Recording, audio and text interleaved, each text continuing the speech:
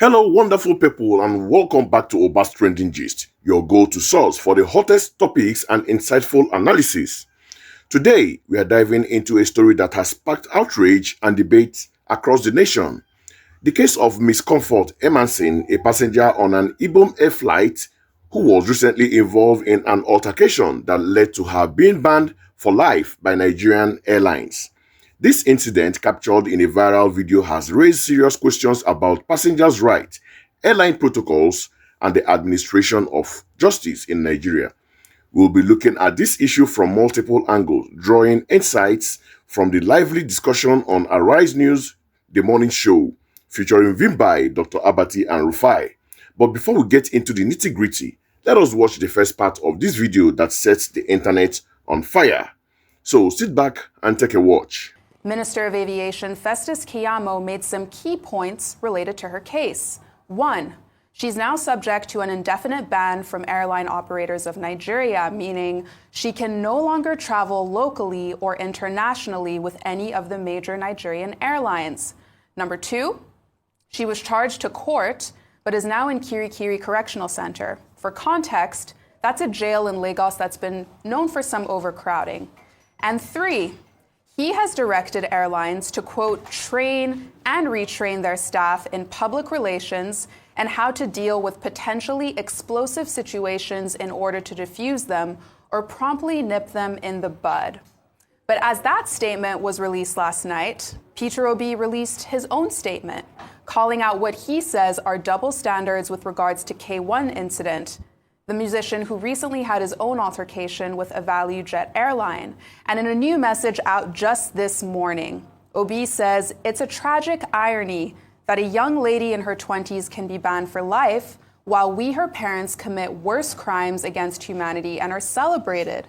Those in positions of authority perpetrate greater offenses that harm the nation deeply, yet move freely in comfort, shielded from consequences.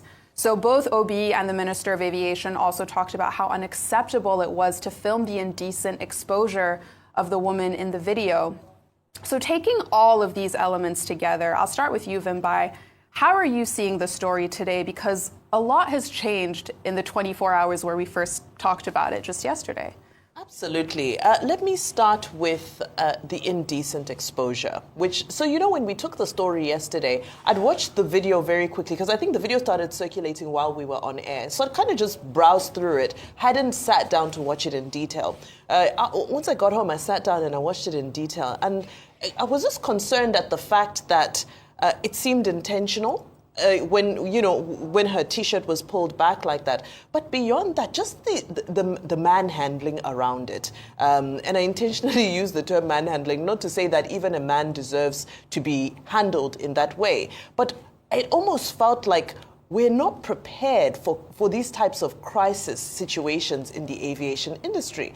If you compare what happened with Kwam 1 and you compare with this, they're total polar opposites. But it shows you that there isn't these incidents show that there isn't a real capacity to handle these situations with the right level of discipline. Whether it be the discipline to ensure that a high-profile passenger is diligently and expeditiously escorted away from a situation, or whether just an ordinary passenger is also carried out with her dignity intact. Because yes, she was wrong. Yes, she is guilty. However, that doesn't mean that her human rights should be stripped away from her. So I know they've said that the person who took the video and posted it should be sanctioned and so forth, but that's really a slap on the wrist because she has been exposed and nothing can compensate for how her whole body has been exposed to the world without her consent. So that in itself is very unfortunate. Now to the issues around the differences in treatment. I'm sure Kwam 1, when he saw this and when he saw blow up, he just said, oh my goodness, I was a really lucky man and then this had to happen because he'd almost gotten away with it. The conversation was going to die down. We were going to forget about it and I'm sure we were going to bump into him on an aircraft sometime very soon. But now this has highlighted the fact that these are security situations. What I was saying earlier is, what happens when you are confronted with a passenger who is not in their right state of mind, who has bad intentions? who has intentions to harm people. It shows that we're not ready for these situations. And we also have to be careful in how we follow up this situation, because all of those people who plan terrible atrocities, they are watching. And unfortunately, they're attracted to these kinds of things. So this is a call for FAN, for NCAA, for the airlines, for passengers as well, to just respect the rule of law where air travel is concerned. I say the airlines because sometimes the airlines can also provoke you. So all in all, everybody just needs to be called to order. We need a system reset, and I hope these incidents can be what catalyzes us to do so. So, as you just saw, the situation escalated quickly, and the reactions have been just as swift. Vimbai, on the morning show, immediately condemned the indecent exposure of Ms. Emmanson, calling the act intentional and the handling of the situation a clear sign of poor crisis management. She drew a sharp contrast with the case of musician Kwan Wan, who was involved in a similar incident but received a much lighter penalty. Vimba argues that this inconsistency highlights a systematic failure within the aviation industry. While she acknowledged that Ms. Emmanson was in the wrong, she rightly pointed out that her human rights were violated. The incident, Vimba concluded, reveals a glaring lack of capacity to handle such situations with the necessary discipline and respect for human dignity. Now, let's watch the second part of the clip to see how the discussion unfolded. Take a watch.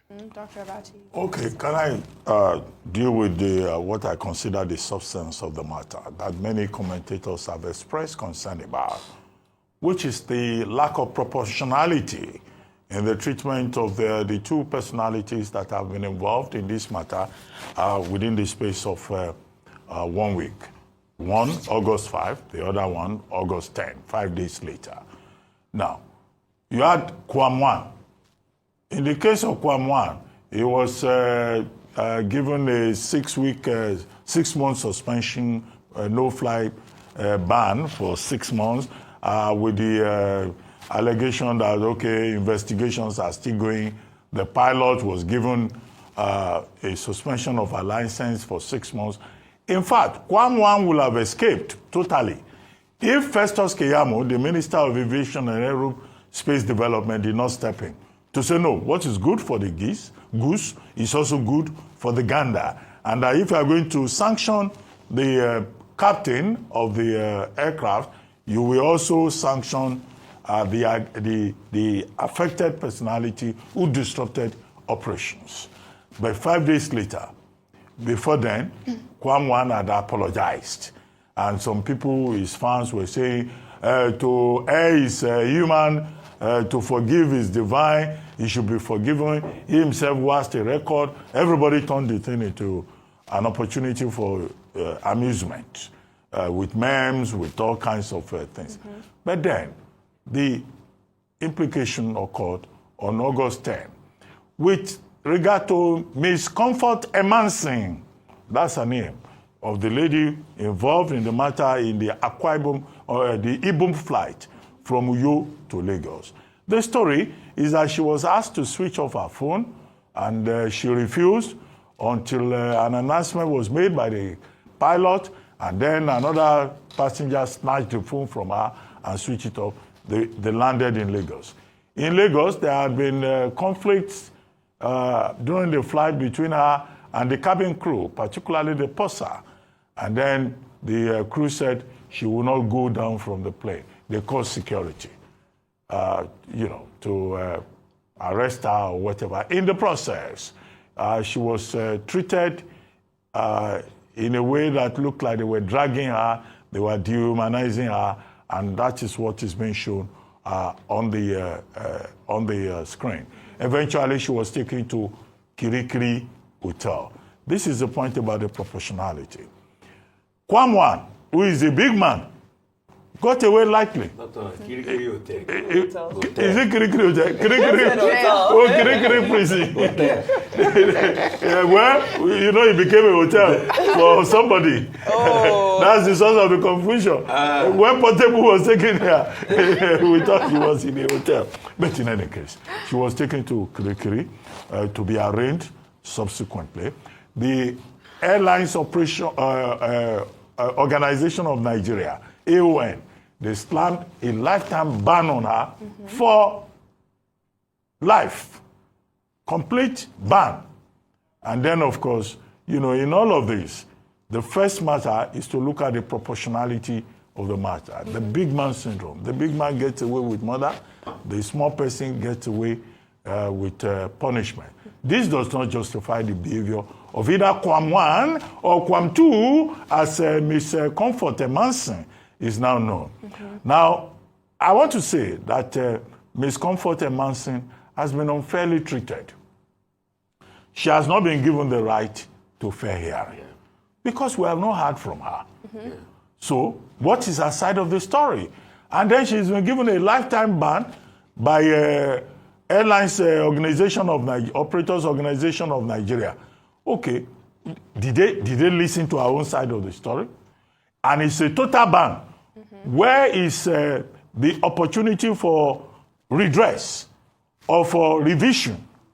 So there is also a problem there. And I think Ms. Emmanson and her supporters, they should proceed post-haste to a federal high court to say that her rights have been violated under sections 35, 36, and 41 of the 1999 Constitution of Nigeria. Section 41 guarantees freedom of movement.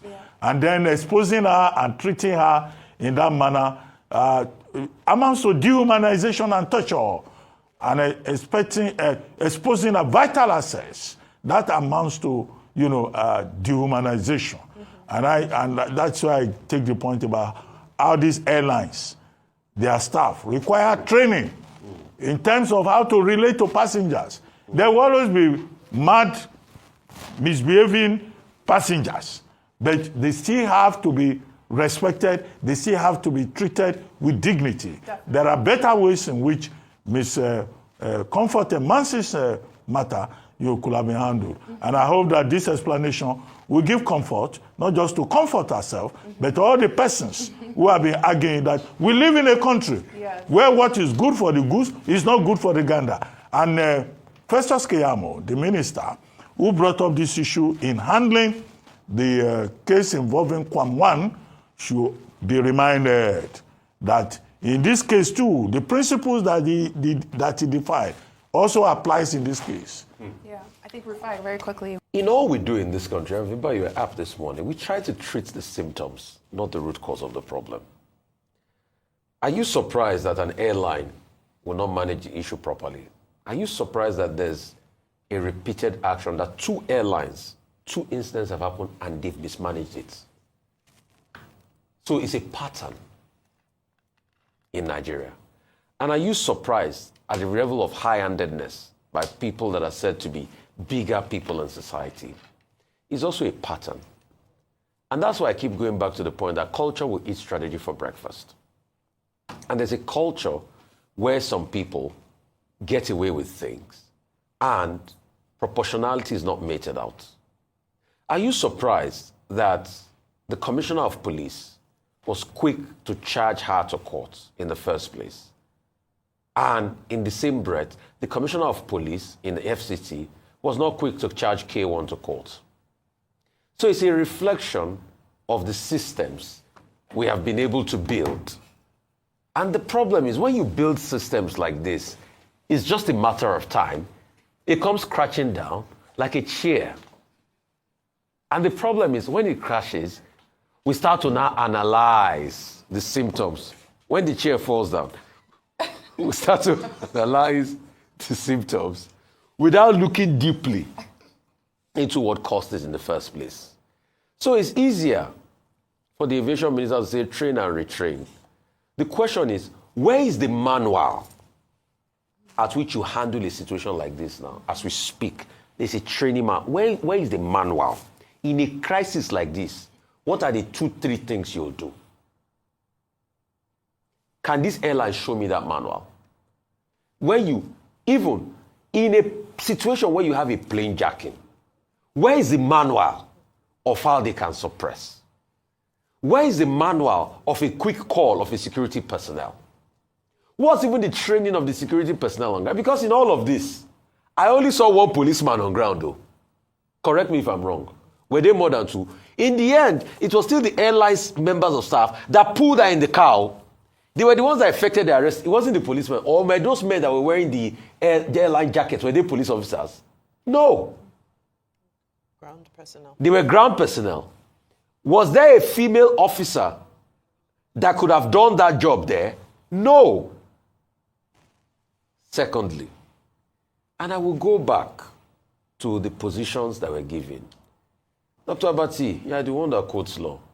Legally, can these people, I'm talking about the Airline Operators Association, place a lifetime ban? Wouldn't it be challenged in court? It can be challenged. It can be challenged in That's just what I court. said. So unilaterally, they've quickly placed a lifetime ban. I should think that there are lawyers amongst them. And that was the argument Obani was making this morning. I should think that there are lawyers on them. You are quick to place a lifetime ban. Where is the place of the court?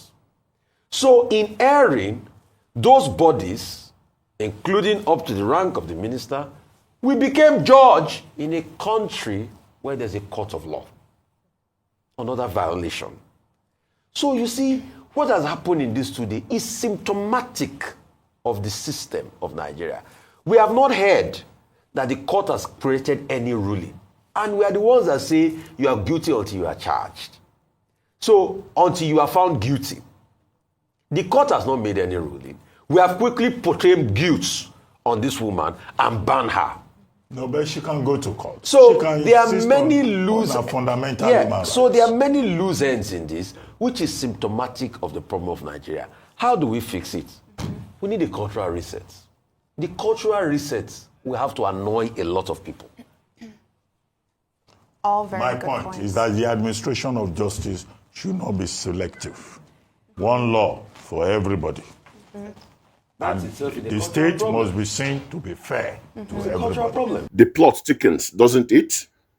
Dr. Abati picked up on Vimbai's point about the disparity in treatment, focusing on the lack of proportionality. He was particularly incensed that Kwan, a prominent figure, was given a temporary suspension, while Ms. Emmanson was not only manhandled but also taken to Kri prison. Dr. Abati made a powerful case for the equal application of the law, criticizing the airline and the authorities for denying Ms. Emmanson a fair hearing before slapping her with a lifetime ban.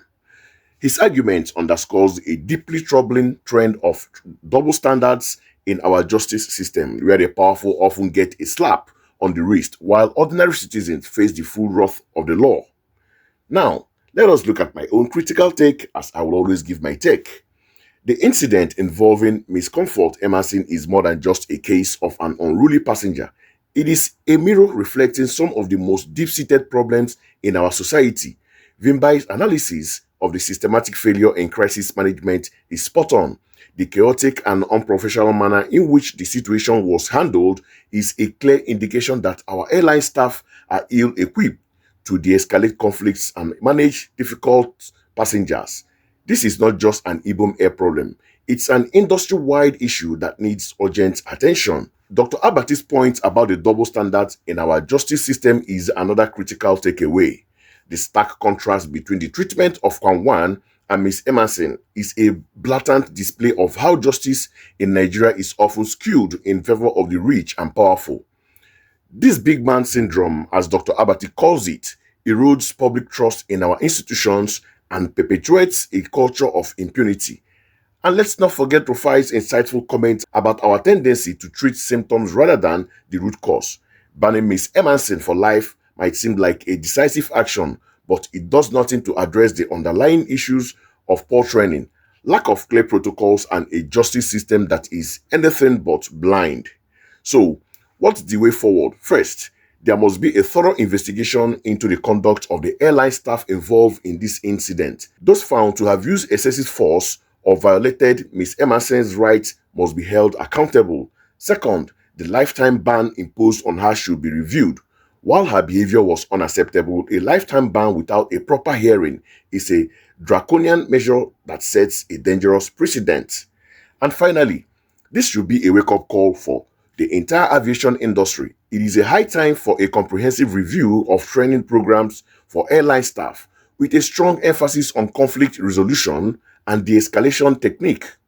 We also need to see a commitment from the authorities to ensure that the law is applied equally to all, regardless of their social status. Well, that's all the time we have for today on the Obas Trending Gist. What are your thoughts on the issue? Do you think the lifetime ban was justified? Let me know your comments below. And don't forget to share and subscribe for more trending gists. Until next time, stay informed and stay engaged.